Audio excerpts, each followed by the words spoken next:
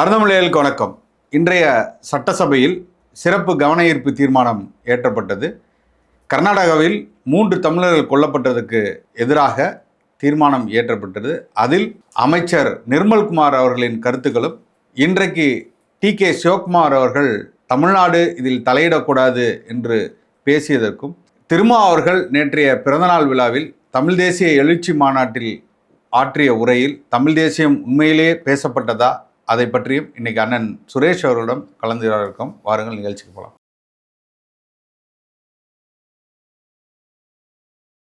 வணக்கம். வணக்கம். வணக்கம் சசி, சொல்லுங்கள். நேற்று நம்ம பேசணும், இந்த கர்நாடகாவில் 3 தமிழர்கள் கொல்லப்பட்டதுக்கு நிறைய சர்ச்சைகள் இருக்குது. அது ஒரு மானை வேட்டையாட போனதாக சொல்கிறாங்க, இல்லை அப்படின்னு அந்த ஊர் மக்கள் பேசினாங்க. இதெல்லாம் நம்ம எடுத்து பேசியிருந்தோம். ரொம்ப 15ஆம் தேதி நடந்தது. இன்றைக்கி நடந்த சட்டசபையில் அதுக்கு ஒரு சிறப்பு கவனஈர்ப்பு தீர்மானம் ஏற்றப்பட்டது.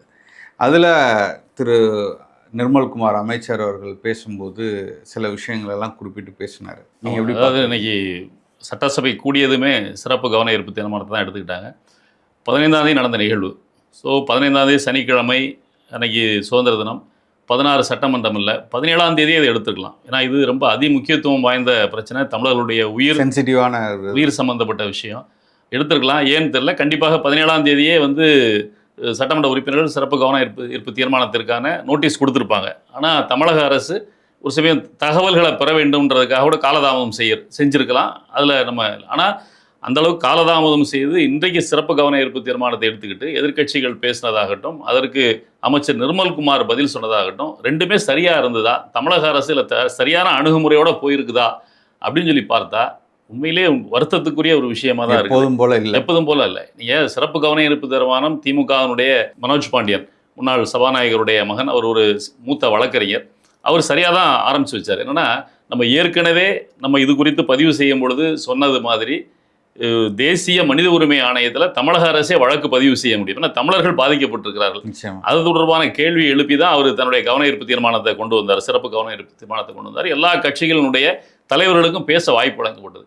உண்மையிலே நம்ம இதை பார்க்கின்ற பொழுது இந்த விஷயம் எல்லாமே எதிர்க்கட்சிகளாகட்டும், ஆளுங்கட்சியினுடைய அமைச்சர் பேசியதாகட்டும், உண்மையிலேயே தமிழர்கள் மீது அக்கறை கொண்டு, இந்த நிகழ்வின் மீது அக்கறை கொண்டு தான் அவங்க பேசினாங்களா அப்படின்றதே நமக்கு சந்தேகத்துக்குரியதாக இருக்குது. நீங்கள் மனோஜ் பாண்டியன் உட்பட எல்லாருமே சிபிஐ வழக்கு விசாரணை வேண்டும் அப்படின்னு பேசுகிறாங்க. சிபிஐ வழக்கு விசாரணை வேண்டும்.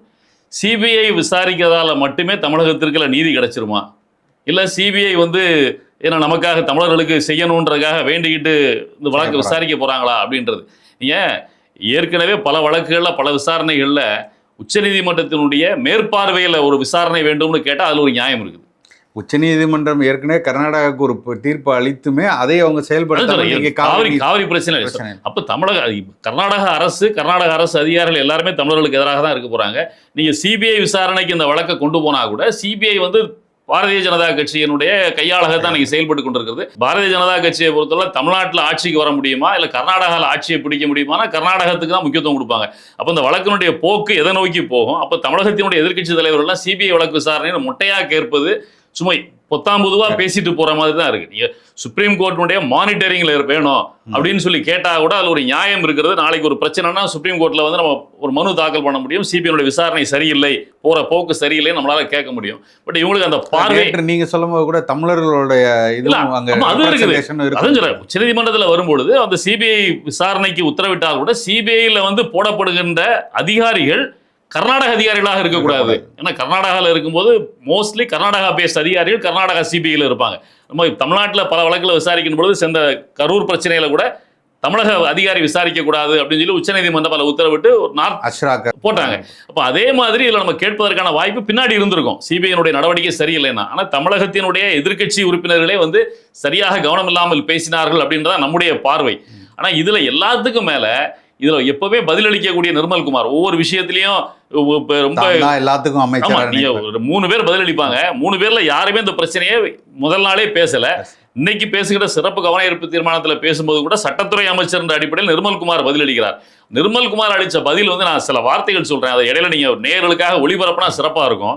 நீங்க பாத்தீங்கன்னா அதில் காயம்பட்டவர் பற்றி சொல்லும் பொழுது ஆக்சுவலா இதுல சிறப்பு கவன ஈர்ப்பு தீர்மானத்தில் பதிலளித்திருக்க வேண்டியது முதல்வர் தான் பதிலளித்திருக்கணும். ஏன்னு சொல்லிச்சுன்னா இவர் சட்டத்துறை அமைச்சர், சட்டத்துறை மற்றும் மின்சாரத்துறை அமைச்சர் தான். ஆனா பக்கத்து மாநிலத்தில் நடந்த ஒரு தாக்குதல், தமிழர்கள் மீதான தாக்குதல், கொலைவெறி தாக்குதல், கொலை செய்யப்பட்டிருக்கிறார்கள். அப்போ இதில் உள்ள தகவல்கள் யாருக்கு கிடைச்சிருக்கும்? உளவுத்துறையை கையில் வச்சிருக்கின்ற முதல்வருக்கு தான் அந்த தகவல் கிடைச்சிருக்கும். ஏன்னா இல்லைன்னா நம்மளே சொல்லிட்டு போலாமே, கர்நாடக அரசு சொல்ற விஷயத்த சட்டமன்றத்தில் அமைச்சர் ஒருவர் பேசணும்னு சொன்னா கர்நாடக அரசு தன்னுடைய சார்பாக என்ன சொல்லுதுன்றது கர்நாடகத்தினுடைய எல்லா பத்திரிகைகளிலும் வெளிவந்திருக்கிறது. அந்த பத்திரிகைகளை பார்த்து நம்மளே பேசிக்கிட்டு இருக்கோம். ஏற்கனவே 2 நாட்களாக எல்லா தொலைக்காட்சிகள்லையும் விவாதங்கள் அதை வச்சு நடந்துகிட்டு இருக்குது. அப்போ ஒரு அமைச்சர் பதில் சொல்லணும்னு சொன்னா அதுக்கு அவசியம் இல்லை. பத்திரிகைகளை பார்த்தோ கர்நாடக அரசு சொல்ற விஷயத்தையே சட்டமன்றத்தில் சொல்லணும் அப்படின்னு சொன்னா அதுக்கு ஒரு அமைச்சருடைய பதில் தேவையில்லாது. முதல்வர் இதுல எழுந்து பதில் சொல்லியிருக்கணும். எதுலையுமே பதில் பேசாத முதல்வர் இவரே நிர்மல்குமாரே பேசும்போது தமிழர்களுடைய ஒற்றை நம்பிக்கை, தமிழர்கள் இன்னைக்கு நம்பிக்கிட்டு இருக்க ஒரே நபர் முதல்வர் தான் அப்படின்றது இதுல குத்தி காட்டி பேசுறாரு. கலைஞர் கருணாநிதி அவர்களை சூட்சமாக கிண்டல் பண்ணிலாம் பேசினாரு. அப்படி தமிழர்கள் எல்லாரும் இவரை தான் நம்பி இருக்கிறாங்கன்னா 3 தமிழர்களுடைய உயிர் போயிருக்கிற விஷயத்துல கூட இவர் எந்திரிச்சு பதில் சொல்ல முடியாம உட்கார்ந்துட்டு இருந்தாருன்னா இவர் எந்த அளவுக்கு அக்கறையோட இருக்கிறார் அப்படின்றது விஷயம். இல்ல இவரே சொன்ன இதை பாத்தீங்கன்னா காயம்பட்டு அதில் 3 பேர் இறந்து போயிருக்கிறாங்க. காயம்பட்ட ஒருவர் சிகிச்சையில் இருக்கிறார். நம்ம ஏற்கனவே பேசும்போது சொன்னோம், காயம்பட்டவரை தமிழகத்திற்கு கொண்டு இங்க சிறப்பு சிகிச்சை கொடுத்தேன்னா அவர் ஒருவர் தான் இதில் கண்ணூர் சாட்சி. இந்த காட்டுக்குள்ள என்ன நடந்தது, இவங்க எப்படி துப்பாக்கி சூடு நடத்துறாங்க, இவங்க எதுக்காக போனாங்கிறத யார் சொல்ல முடியும்? அதில் காயமடைந்து உயிர் தப்பி இருக்கிற நபர் மட்டும் தான் சொல்ல முடியும். அவருடைய உயிர் நமக்கு ரொம்ப முக்கியம். அப்போ கர்நாடகத்தினுடைய சிகிச்சையில் இருந்தாருன்னா அவர் நாளைக்கு சாகிறதுக்கு விட்டுட்டாங்கன்னா நீங்க என்ன பண்ணுவீங்க? ஒரு கண்ணூர் சாட்சி ஐவிட்னஸும் இல்லாம போயிடும்ல. அப்ப இவரை தமிழ்நாட்டுக்கு கொண்டு வரணும். நம்ம சென்ற முறையை நம்ம பேசியிருந்தோம். இன்னைக்கு பேசுகின்ற அமைச்சர் என்ன சொல்றாருன்னா காயம்பட்டவர் சம்பவ இடத்திலிருந்து தப்பி சென்று சிகிச்சை பெற்று வருகிறார்னு சொல்றாரு. மேலும் காயப்பட்ட திரு மரியதாஸ் பெஞ்சமின் என்பவர் மட்டும் சம்பவ இடத்திலிருந்து தப்பிச் சென்று மருத்துவமனையில் அனுமதிக்கப்பட்டு சிகிச்சை பெற்று வருகிறார். காட்டுக்குள்ள நீங்க ஒரு போலீஸ் என்கவுண்டர் நடக்குது, இவங்களும் எதிர்த்தாக்குதல் நடத்துறாங்கன்னா போலீஸ் ஒரு 4 பேர் மட்டும் உள்ள கும்பலால ஒருவர் எப்படி தப்பிச்சு செல்ல முடியும்? அப்ப அதுவே முன்னுக்கு போய் முரணா இருக்குது. அடுத்து இன்னொன்னு பாத்தீங்கன்னா வன வேட்டை தடையின் பொழுது 3 பேர் சுட்டுக் கொல்லப்பட்டனர் சொல்லுகிறார்.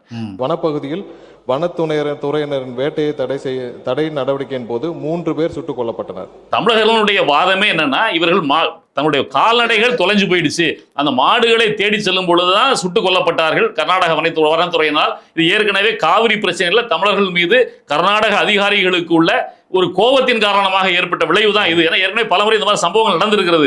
அப்படின்றதுனால தொடர்ச்சியாக அந்த காட்டுக்குள்ள விலங்கு செய்கிறவர்கள், மேய்ச்சல் நிலங்களாக வனத்துறையை பயன்படுத்துகிறவர்கள் அந்த விவசாயிகள் அப்படின்றது தெரியும். அப்படி இருக்கும்போது இப்படி ஒரு பதிலை சொல்றதுக்கு தமிழகத்தினுடைய அமைச்சர் நிர்மல்குமார் எதுக்கு நமக்கு தேவை? தமிழ்நாட்டினுடைய அமைச்சர் சொல்ல வேண்டிய அவசியம் இருக்கா?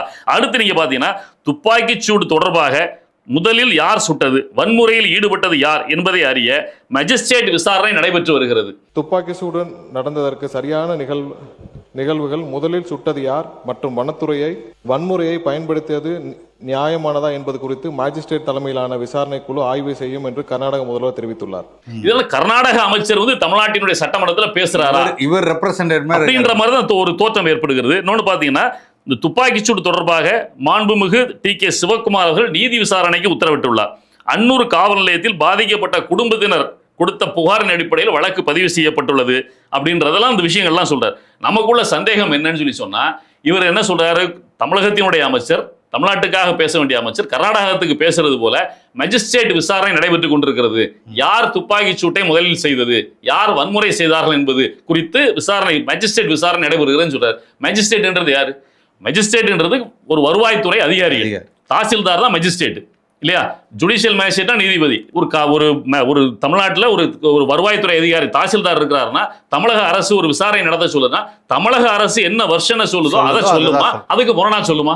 அப்போ ஒரு வருவாய்த்துறை அதிகாரி அங்க விசாரணை நடத்துறாருன்னு சொன்னா அவர் கர்நாடக அரசு என்ன வார்த்தையில பேசுதோ அதே வார்த்தையில தான் பதில் சொல்ல போறாரு. அப்ப அதுல என்ன உண்மை தெரிய போகுது?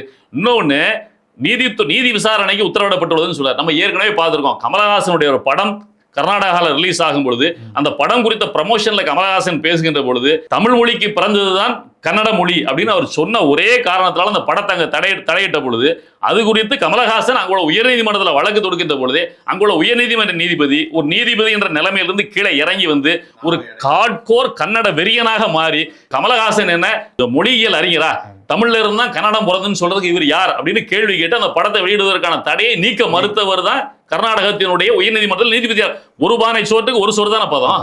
அப்ப அங்க ஒரு நீதிபதி இப்படி ஒரு உத்தரவு பிறப்பித்திருக்காருன்னா இது மாதிரி ஒரு முக்கியத்துவம் வாய்ந்த விவகாரம். காவிரி பிரச்சனை சூடா இருக்குது. இப்ப 3 தமிழர்கள் கொல்லப்பட்டிருக்கிறாங்க துப்பாக்கி சூட்ல வனத்துறையினரால.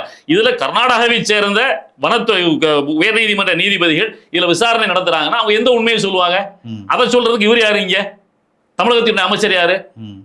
அப்போ இது தமிழக அரசு வந்து எந்த விதமான அக்கறையும் இல்லாமல் எதுவுமே இல்லாம நடந்துட்டு இருக்கு. ஒரு சின்ன ஒரு உதாரணத்தை நாங்க சொல்ல வைக்கிறேன். ஏன்னா தமிழ்நாடு அரசு இது ஒரே வார்த்தையில சொல்லலாம். நம்ம இந்த விஷயத்தை யாரும் கேட்டா இது என்னங்க செய்ய முடியும்? ஒரு மாநிலத்துக்கு இன்னொரு மாநிலத்துக்கு உள்ள பிரச்சனை. நம்ம மக்கள் அங்க வசிக்கிறாங்க, காட்டுக்குள்ள போயிட்டாங்க. நீங்க இன்னொரு விஷயம் பார்க்கணும். இல்ல கர்நாடகத்தினுடைய ஒரு மத்திய பகுதியில் நடந்திருந்தா கூட பரவாயில்ல. இது தமிழ்நாட்டுக்கும் கர்நாடகத்துக்குமான பார்டர். நம்ம நினைச்சா நம்ம காவல்துறையே உள்ளுக்கு போய் நம்ம லிமிட்டுக்குள்ள தான் நடந்துன்னு சொல்லி அவனை தூக்கிட்டு வரதுக்கு ரொம்ப நேரம் ஆகாது. நிச்சயமா ஒரு உண்மையான ஆண்மை உள்ள ஒரு தமிழக முதல்வர், தமிழகத்திற்கான ஒரு முதல்வர் இங்க இருந்தாருன்னா அதை செய்ய முடியும். ஒரு உதாரணத்துக்கு சொல்றேன். நீங்க வந்து ஒரு 5-6 ஆண்டுகள், நீங்க 2011 நினைக்கிறேன், இது கேரளாவை சார்ந்த 2 மீனவர்கள் கடலுக்கு மீன்பிடிக்க செல்கின்ற பொழுது இத்தாலியை சார்ந்த ஒரு கப்பல், அந்த கப்பல்ல பக்கத்துல போகும்போது அந்த கப்பலில் இருந்த இத்தாலியை சார்ந்த ராணுவ அதிகாரிகள் கப்பலுக்கு பாதுகாப்பு கடற்கொள்ளையர்கள் நினைச்சு துப்பாக்கி சூட் நடத்திட்டாங்க. அந்த வழக்கு தொடர்பான விசாரணை இந்தியாவில் நடைபெற்றது. நம்ம இத்தாலிக்கு போச்சு, இன்டர்நேஷனல் கோர்ட்டுக்கு போச்சு, சிறைப்பிடிச்சு வச்சுட்டாங்க. இல்ல அதான் சொல்றேன். நீங்க அதுல பாத்தீங்கன்னா அதுல ரொம்ப MV என்ட்ரிகா லெக்ஸி அந்த கப்பல் பேரு.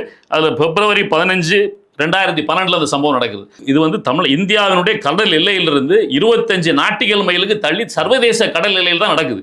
ஆனா நீ கேரளா அரசு உடனடியாக அந்த கப்பலை தடுத்து நிறுத்தி அந்த கப்பல்ல இருந்த இத்தாலியினுடைய ராணுவ அதிகாரிகளை கைது செஞ்சு உள்ள கொண்டு வந்தாங்க. இது தொடர்பாக பெரிய பிரச்சனையாகி இத்தாலி வந்து சர்வதேச நீதிமன்றத்துக்கெல்லாம் அந்த பிரச்சனையை கொண்டு போச்சு.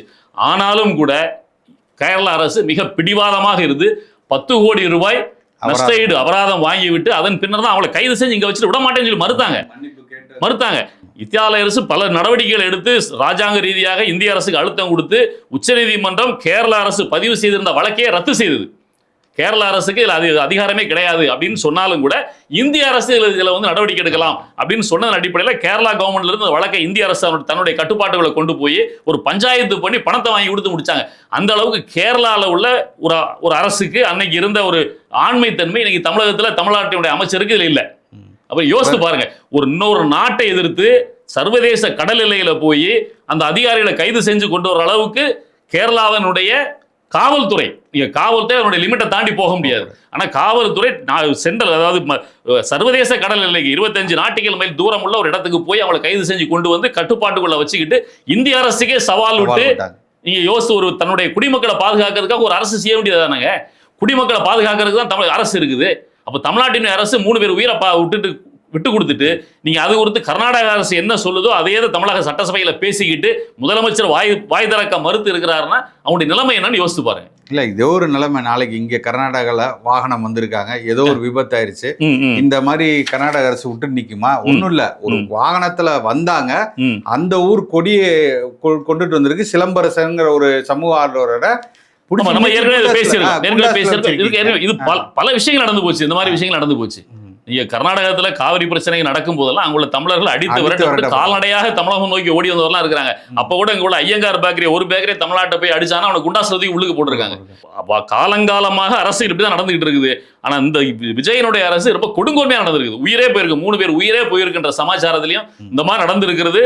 தமிழக சட்டமன்றத்துல இந்த மாதிரி கருத்தை நிர்மல்குமார் வைத்திருக்கிறார் என்பது உண்மையிலே. ஏன்னா நிர்மல்குமாருக்கு கடைசியா பேசும்போது சொல்றாரு, இது முக்கியத்துவம் வாய்ந்த பிரச்சனை, ஜீவாதார பிரச்சனை, தமிழோட ஜீவாதார பிரச்சனை, உயிர் போற பிரச்சனையை பேசுகின்ற பொழுது இவர் பழைய ஈழ பிரச்சனையில கருணாநிதி 3 மணி நேரம் உண்ணாவிரதம் இருந்தார், அதாவது இந்த பிரச்சனையை டைவர்ட் பண்றதுக்கு என்ன பண்ண முடியும் அப்படின்றது குறித்து பேசுறாரு. சபாநாயகர் அமைச்சரை உட்கார சொல்லி கண்டிச்சு அவர் பேசுனதை சபை குறிப்பிலிருந்து நீக்குகிற அளவுக்கு சபாநாயகர், ஒரு ஆளுங்கட்சியுடைய சபாநாயகரே அமைச்சருக்கு எதிராக போகிறார் அப்படின்ற அளவுக்கு தான் இவங்க நடந்துக்கிறாங்களே தவிர எதிலுமே இவங்களுக்கு அக்கறை இல்லை. ஒரு என்னைக்கு சொல்ல ரீல்ஸ் போடுறதுக்கான கண்டென்ட் என்ன கிடைக்குது. அப்போ இது இந்த மாதிரி 3 மணி நேரம் உண்ணாவிரதம் உட்கார்ந்தார் அப்படின்னு சொல்றது நேரடி ஒளிபரப்புல வெளியே போகும்போது அதை கட் பண்ணி போட்டு ஆஹா அப்படின்னு கொண்டாடுற மனநிலையில தான் இவங்க இருக்காங்களே தவிர எந்த பிரச்சனையை பத்தி பேசுறோம் இதை நம்மளே திசை திருப்போமே. ஒரு தமிழர்களுடைய பிரச்சனை எதிர்கட்சிகள் இதை திசை திருப்பினால் கூட சரியான திசையில இதை கொண்டு போறதுக்கான கருத்துக்களை சட்டமன்றத்தில் பேச வேண்டிய அமைச்சரே பிரச்சனையை டைவர்ட் பண்ணி வேற திசைக்கு போற அளவுக்கு தன்னுடைய பேச்சுவார்த்தையை அமைக்கிறார். அந்த ஊர்ல அதுக்கான துறைக்கான அமைச்சர்லாம் இருக்காங்க. ஆனா எதற்காவது வெளியில அந்த அமைச்சர்கள் பேசுறவர் தான் அந்த முதலமைச்சர் பேசுறவர் தான் பேசியிருக்காரு. கர்நாடகாவினுடைய வனத்துறை அமைச்சர் அங்க சட்டமன்றத்தில் முந்தா நாள் பேசும்போது தெளிவா சொல்லுகிறார், இது வந்து போலி என்கவுண்டர் இல்ல, இது தங்களுடைய உயிரை பாதுகாத்துக் கொள்வதற்காக தான் சுட்டாங்க, ஒரு வழியிலன்னு பேசிட்டு இருக்கிறாரு. இங்க பேசும்போது என்ன பேசியிருக்கணும்? கர்நாடகாவை கண்டித்து பேசியிருக்கணுமா? கர்நாடகாவை கண்டித்து தமிழக அரசின் சார்பில் ஒரு வார்த்தையோட அந்த சட்டசபை குறிப்புகளை இடம்பெறாத அளவுக்கு தான் அவங்களுடைய பேசிகள் முழுவதும் அமைந்திருக்கிறது. டி.கே. சிவகுமார் கூட சொல்லியிருக்காரு. பாருங்க, தமிழக நானே சொல்றேன், கூடாது, தமிழ்நாடு கர்நாடகத்தில் இருக்கக்கூடியதுல தமிழக அரசு தலையிடவே கூடாதுன்றார். உங்கள் வேலையை நீங்கள் பாருங்கள், எங்கள் வேலையை நாங்கள் பார்த்துக் கொள்கிறோம். கேரளால வந்து இத்தாலி கவர்மெண்ட்டுக்கு எதிராட்டே ஒரு மாநில அரசு மத்திய அரசு சொல்றது கேட்காம செயல்பட்ட பொழுது மத்திய அரசு எல்லாம் சும்மா தானே வாய் மூடி இருந்தது. கேரளா கவர்மெண்ட் என்ன நினைக்கிறதோ அதை செஞ்சு கொடுக்குற அளவுக்கு தான் மத்திய அரசு இருந்தது. இன்னைக்கு ஒரு நாட்டுக்குள்ளேயே தமிழகத்தை சார்ந்தவங்க அங்கே வந்திருக்கிறாங்க, சுட்டு கொல்லப்பட்டிருக்காங்க. அது குறித்து தமிழக சட்டமன்றத்தில் பேசினா அது குறித்து தமிழக அமைச்சர்கள் கருத்து தெரிவிக்கணும்னு நினைச்சா கூட அவர் தமிழக அமைச்சர்களை டிக்டேட் நீ ஒன்றும் இல்லைங்க. தமிழகத்தினுடைய முதலமைச்சர் கேரளாக்கு எப்போ வராரு போறாருன்றதே தமிழ்நாட்டுக்காரன் சொல்லாமல் அவர் தான் சொல்லிட்டு இருந்தாரு. அப்போ தமிழ்நாட்டுக்கும் சேர்த்து அவர் தான் முதல்வர் அப்படின்ற அளவுக்கு அவருடைய செயல்பாடுகள் இருக்குது. இங்கே இவங்க அதை கேட்டுக்கிட்டு அமைதியாக இருக்கிறாங்க பாருங்க. சட்டமன்றத்திலே பேசாம இது எங்க போய் நிற்க போகுதுன்னு தெரியல. ஆனால் உண்மையிலே எதிர்கட்சிகள் வந்து ஆளுங்கட்சி இப்படி இருக்கலாம், எதிர்கட்சிகள் வந்து கடுமையான எதிர்ப்பை தெரிவித்து கடுமையான கருத்துக்களை பதிவு செஞ்சிருக்கலாம். முக்கியமான ஒரு விஷயத்தை அவங்க வந்து கையில் எடுத்ததே வந்து அதை கூட எதிர்கட்சிகள் சரியாக கையாளவில்லை, திமுகவும் இதை சரியாக கையாளவில்லை என்றதான். உண்மையிலே இதுல ஒரு விஷயம் தாவாக்காவே பாராட்டலாம். தமிழக வாழ்வுரிமை கட்சி நேற்று கர்நாடகாவில் வந்த பேருந்துகள் எல்லாத்தையும் மறியல் பண்ணியிருக்காங்க. ஏன் நினைச்சா திமுக வந்து உதயநிதி ஸ்டாலின்ங்கிறது கைது செஞ்சு பெண்களை கொச்சையாக பேசினதுக்காக கைது செஞ்ச மேட்டர்ல நீங்கிறது தஞ்சாவூர் கொண்டு போறதுக்கு முன்னாடி எல்லா இடத்துலையும் மறியல் பண்ணி தமிழகத்தை ஸ்தம்பிக்க வைக்கிற அளவுக்கு பண்ணினிய. இது எவ்வளவு பெரிய பிரச்சனை. இது நீ வந்து பொலிட்டிக்கல் கெயின் பண்ண முடியுதுல. தமிழக அரசுக்கு எதிராக ஒரு கருத்துருவாக்கத்தை உருவாக்க முடியும். ஆனா அது அவங்களுடைய தேவை அது கிடையாது. அங்க அவர்களுக்கான வியாபாரம் எல்லாம் கர்நாடகால இருக்குது. ஆக மொத்தத்துல இந்த எதிர்கட்சிகளும் சரி ஆளுங்கட்சியும் சரி இந்த விவகாரத்துல வாய் மூடி மௌனியாக தமிழர்களுக்கு எதிரான மனநிலையில சரியான நடவடிக்கை எடுக்காமல் இருக்கிறார்கள் அப்படின்றது தான். இதை நடுநிலையாக இருக்கக்கூடிய இப்போ ஏற்கனவே காவிரி பிரச்சனைக்காக எப்படி தமிழர் சார்ந்த அமைப்புகள் கட்சிகள் எல்லாம் ஒன்று சேர்ந்து ஒரு கூட்டத்தை நடத்தி ஆர்ப்பாட்டத்தை நடத்தினாங்களோ, இல்லை 2 தினங்களுக்கு முன்னதாக திரு சீமான் அவர்கள் அப்புறம் கிருஷ்ணசாமி எல்லாரும் சேர்ந்து ஒரு ப்ரெஸ் மீட் கொடுத்தாங்களோ, அது மாதிரி இந்த விவகாரத்தை உடனடியாக இது போன்ற தமிழ் தேசிய சிந்தனை உள்ள கட்சிகள் எல்லாரும் ஒன்று சேர்ந்து இதை கையில் எடுத்து இதை கொண்டு போகணும் அப்படின்றது தான். அது நம்முடைய தமிழ் தேசியம்னு சொன்னோன்னே ஒரு சிறுத்தை படுத்துருச்சேனே போய் விரிச்ச இதுல போய் படுத்துருச்சு. இவ்வளவு நாள் வந்து வெளியில நின்று சீர்னிச்சு பாஞ்சிச்சு. ஆனா நேற்று நிகழ்வுலாம் பார்க்கும்போது படுத்தே விட்டானாயா அப்படிங்கிற மாதிரி தமிழ் தேசியம் எழுச்சி மாநாடுன்னாரு. எழுச்சிலாம் இல்லையே, அவர் அப்படியே கரைஞ்சு நான் இனிமேல் விஜய் விட்டு போக மாட்டேன், என்னை வந்து வெளியில கூட்டு போயிடாங்க அப்படிங்கிற அளவுக்கு தான் முடிஞ்ச மாதிரி. என்னன்னா அவர் வந்து தேர்தல் அரசியல் வருவதற்கு முன்னதாக கட்டுப்படுத்த முடியாத கட்டுப்பாடற்ற கட்டுப்பாடற்றதான் சொல்லணும். அவங்களுடைய கொள்கை முழக்கமே அடங்கமறு திருப்பி அப்படின்றது. இது வந்து கடைசியில அவரே அடிச்சு காயப்படுத்துற அளவுக்கு அவங்க போய் நின்றுவாங்க அப்படின்றது அடிச்சுட்டாங்க. நேத்து அந்த நிலைமையில தான் இருந்தது. ஐயோ, அவருக்கு இப்படி எல்லாம் பேசி நான் முதல் முறையா பாக்குறேன்.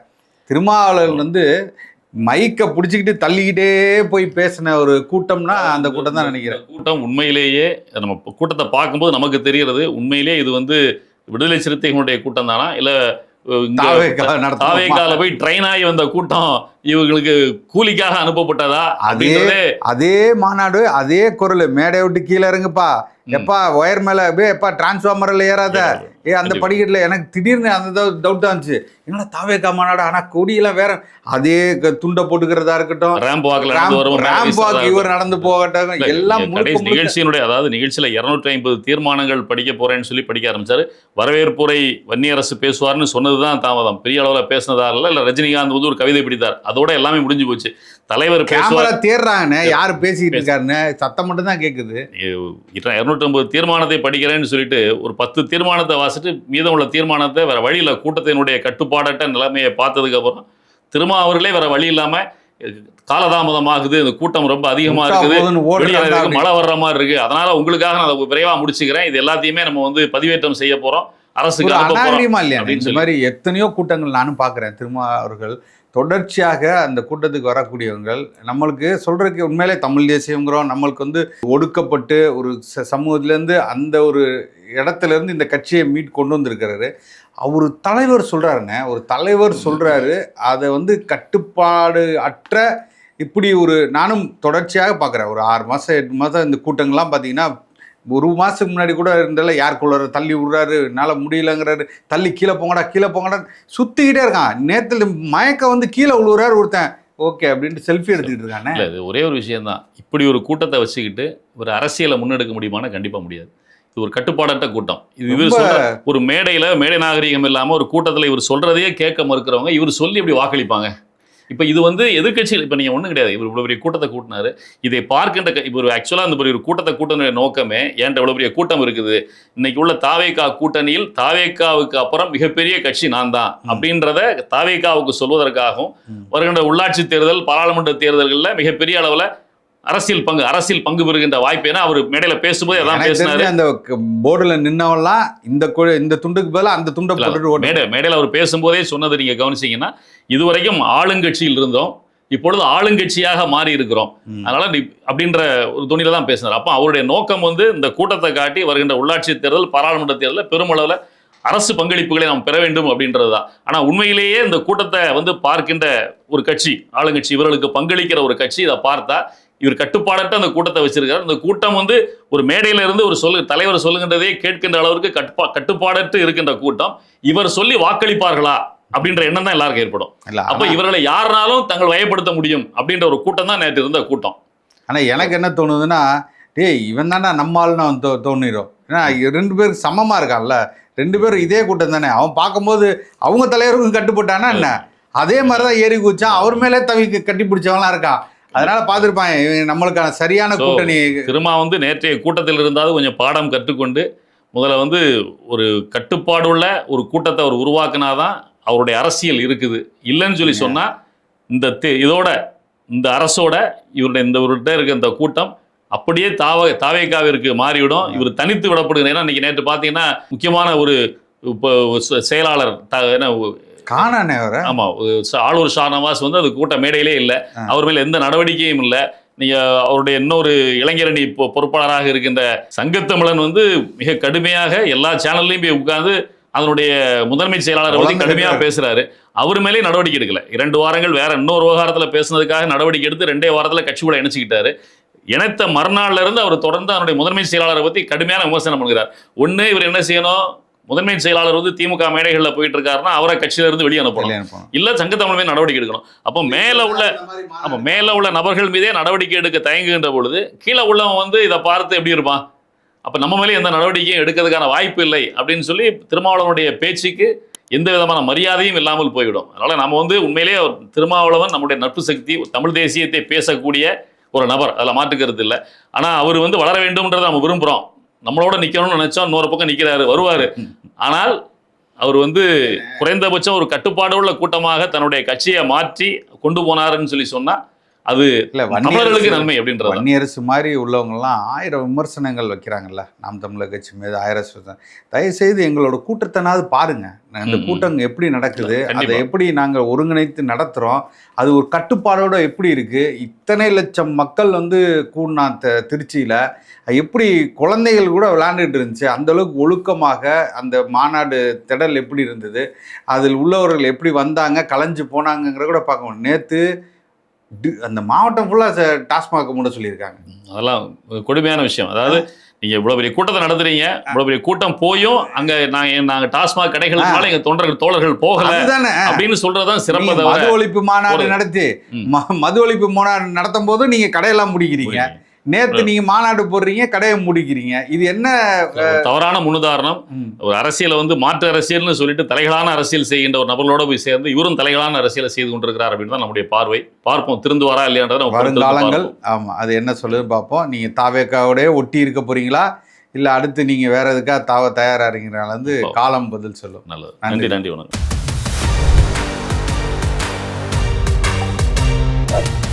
அருந்தமிழ் எங்கள் உயிருக்கு நேர்.